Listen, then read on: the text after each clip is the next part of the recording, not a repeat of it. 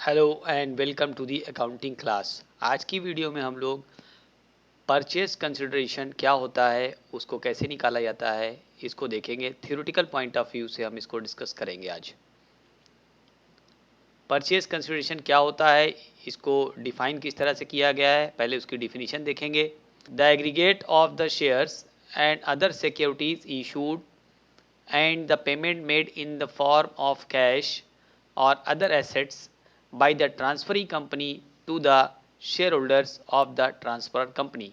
पिछली वीडियो में हम लोगों ने देखा था कि किस तरीके से अमलगमेशन होता है, रिकंस्ट्रक्शन होता है या एब्जॉर्प्शन होता है। जब भी चाहे वो अमलगमेशन हो, एब्जॉर्प्शन हो या एक्सटर्नल रिकंस्ट्रक्शन हो, परचेज कंसिडरेशन को डिसाइड करना पड़ता है। यानी जो कंपनी टेक ओवर कर रही है वो टेक ओवर के बदले, यानी उस एसेट्स के बदले जिस कंपनी को टेक ओवर किया जा रहा है वो क्या चीज़ देगी या कितना अमाउंट देगी, तो वो जो कुछ भी टेक ओवर के बदले ट्रांसफ़र कंपनी को दिया जाता है, सिंपल टर्म्स में हम उसे परचेज कंसिडरेशन कहते हैं। उसी को यहाँ पर टेक्निकली डिफाइन किया गया है। डिफिनीशन को हम यहाँ पर एक्सप्लेन करेंगे। वो चीज़ या वो कंसिडरेशन परचेज कंसिडरेशन कहलाता है। वो हो सकता है aggregate of shares and other securities issued, वो कंपनी जो कि टेक ओवर कर रही है या एक्वायरिंग कंपनी है, या जिसे हम ट्रांसफरी कंपनी कहते हैं। ट्रांसफरर नहीं, ट्रांसफरी कंपनी। जिसने ट्रांसफ़र किया है वो है ट्रांसफरर, और जिसके अंदर ट्रांसफ़र हुआ है वो है ट्रांसफरी। यानी जो कंपनी एक्वायर कर रही है वो है ट्रांसफरी कंपनी। तो ट्रांसफरी कंपनी अगर कोई शेयर इशू करे या कोई सिक्योरिटी इशू करे, एग्रीगेट ऑफ शेयर्स यानी शेयर्स और सिक्योरिटीज़ को मिला करके अगर वो इशू करती है, या कोई payment in the form of cash या कैश के फॉर्म में कोई अमाउंट दिया जाता है, देती है, या in the form of other assets या कोई एसेट्स के तौर पर देती है, तो वो सब कुछ मिला करके परचेज कंसिडरेशन कहलाता है।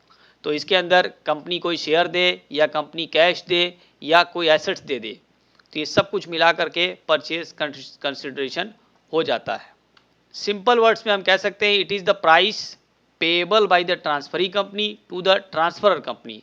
ट्रांसफर कंपनी को जो प्राइस पे करती है, अदा करती है, क्यों? Taking over the business of the transfer company. Transfer company के बिजनेस को टेक ओवर करने की वजह से ये प्राइस अदा करती है, और इसी प्राइस को परचेज कंसिडरेशन कहा जाता है। तो जब कंपनी टेक ओवर करती है तो कंपनी एसेट्स भी लेती है और लायबिलिटी भी लेती है, वो दोनों को लेती है। वो डिपेंड करता है कि वो जो एग्रीमेंट हुआ है उसके अंदर लायबिलिटी कौन सी ली जा रही है, कौन सी नहीं ली जा रही है। थोड़ा नोट देख लेते हैं हम। Purchase consideration does not include the sum directly paid by transferee company to the debenture holders और creditors of the transferor company. अगर कोई अमाउंट डायरेक्टली ट्रांसफरी कंपनी ने ट्रांसफरर कंपनी के डिवेंचर होल्डर्स को पे कर दिया है तो वो अमाउंट परचेज कंसिडरेशन में काउंट नहीं होगा। If a certain liability is not taken over by the transferee company, it will be discharged by the transfer company। अगर कोई liability ट्रांसफरी कंपनी ने टेक ओवर नहीं किया है तो वो liability ट्रांसफरर कंपनी को ही चुकानी होगी। वो liability ट्रांसफरी कंपनी की नहीं मानी जाएगी, बल्कि वो ट्रांसफरर कंपनी की ही liability होगी और उसे ही चुकाना होगा। परचेज कंसिडरेशन किस तरह से डिसाइड होता है, इसको तय करने के 4 मेथड होते हैं। Lump sum method, net payment method, net assets method और इंट्रिंसिक वैल्यू या शेयर एक्सचेंज मेथड। एक एक करके इसको देखेंगे हम। Lump sum method. Under this method the transferee company agrees to pay a lump sum और fixed amount to the share holder of the transferor company. इसके अंदर एक लंप सम अमाउंट यानी एक मोटा मोटा amount, total amount transferee company share holder of the transfer company को यानी ट्रांसफर कंपनी के शेयर होल्डर को पे करती है। दूसरा है net payment method. Under this method the transferee company makes individual payment to the equity share holders and preference share holders either by way of cash और issue of shares and debentures. तो इसके अंदर transferee company equity share holders को और preference share holders को अलग से अदा करती है, चाहे तो वो कैश दे सकती है उनको या उनके बदले शेयर्स या डिबेंचर दे सकती है। ट्रांसफर कंपनी के इक्विटी शेयर होल्डर्स को, प्रेफरेंस शेयर होल्डर्स को कैश दे सकती है या शेयर्स और डिबेंचर भी दे सकती है। तीसरा है net asset method. Under this method the purchase consideration is calculated on the basis of the value of assets less outside liabilities. अब जो एसेट्स टेक ओवर किया गया है उस एसेट्स में से वो लायबिलिटी माइनस कर दी जाती है जो टेक ओवर की गई है, excluding share capital and reserve. Share capital और रिजर्व को इसमें काउंट नहीं करते हैं, हम सिर्फ आउटसाइड लायबिलिटीज को लेते हैं। Share capital and reserve liability side में तो दिखाया जाता है, आपको पता है, लेकिन ये इंटरनल लायबिलिटी होते हैं। हम यहाँ बात एक्सटर्नल लायबिलिटी कर रहे हैं, वो लायबिलिटी जो बिजनेस के बाहर लोगों को चुकानी होती है उसे एक्सटर्नल लायबिलिटीज कहा जाता है। तो यहाँ पर इस मेथड में परचेज कंसिडरेशन वो होता है जो एसेट्स माइनस एक्सटर्नल लायबिलिटीज करके आता है, वो एसेट्स और वो लायबिलिटी जो कि ट्रांसफरी कंपनी ने टेक ओवर की है। जो लायबिलिटी टेक ओवर नहीं की है उसे माइनस नहीं किया जाएगा। As per accounting standard 14 the value of assets and liabilities shall be the value agreed between both the parties. अब यहाँ पे सवाल ये उठता है कि एसेट्स और लायबिलिटी जो टेक ओवर किए जा रही है वो किस वैल्यू पर टेक ओवर की जा रही है, तो जो दोनों पार्टी के बीच में जो एग्रीमेंट होगा उसी वैल्यू को लेंगे।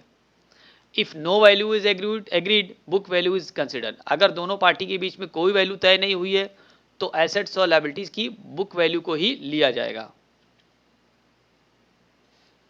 The purchase consideration essentially depends upon the fair value of its element. इसी मेथड को हम आगे कंटिन्यू कर रहे हैं और एक्सप्लेनेशन इसका हम कर रहे हैं कि परचेज कंसिडरेशन इस बात पे डिपेंड करता है कि वो जो एलिमेंट्स है यानी जो एसेट्स और लायबिलिटी है उसकी फेयर वैल्यू क्या है। For example when the consideration include securities the value fixed by the statutory authority may be taken as the fair value. तो यहाँ पे ये भी हो सकता है कि जब सिक्योरिटीज़ को टेक ओवर किया जा रहा है तो वहाँ पर सिक्योरिटीज़ की वैल्यू वो हो सकती है जो कि एक स्टैट्यूटरी अथॉरिटी ने फिक्स कर रखी है। In case of the other assets the fair value may be determined by reference to the market value of the assets given up or in the absence of the market value net book value of the assets। ये कहा जा रहा है कि securities के अलावा दूसरे assets की फेयर वैल्यू जानने के लिए हम मार्केट वैल्यू को रेफर कर सकते हैं, या अगर मार्केट वैल्यू भी ना मालूम हो in the absence of market value तो बुक वैल्यू को फिर लिया जाएगा। बुक वैल्यू क्या होती है? कॉस्ट माइनस एक्यूमुलेटेड डिप्रिसिएशन, इसे बुक वैल्यू कहते हैं। इसको कंसिडर किया जाएगा अगर मार्केट वैल्यू ना हो तो।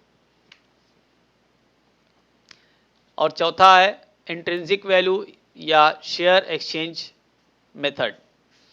Under this method the purchase consideration is calculated at the intrinsic value. Intrinsic का सिंपल वर्ड्स होता है internal value. Intrinsic value of shares of the transferor और ट्रांसफरी कंपनी। ट्रांसफरी और ट्रांसफर कंपनी के जो शेयर्स हैं उसकी इंट्रिंसिक वैल्यू निकाली जाती है। The ratio of shares to be issued is computed. और इस तरह से कितने शेयर इशू किए जाएंगे उनका एक रेशियो निकाला जाता है and multiplied with the intrinsic value, और उस इंट्रिंसिक वैल्यू से मल्टीप्लाई किया जाता है। Total share capital of the transfer company shall be divided by the total number of shares. जो ट्रांसफर कंपनी की शेयर कैपिटल है वो टोटल शेयर कैपिटल उनके नंबर ऑफ शेयर से डिवाइड की जाती है। उम्मीद करते हैं आपको वीडियो पसंद आया होगा। तो अगर आपने मेरे चैनल को अभी तक सब्सक्राइब नहीं किया है तो इसको सब्सक्राइब कर लें। हम और वीडियो में इसके न्यूमेरिकल प्रॉब्लम को सॉल्व करेंगे। तब तक के लिए अपना बहुत ख्याल रखिए। मिलते हैं अगली वीडियो में। Good bye.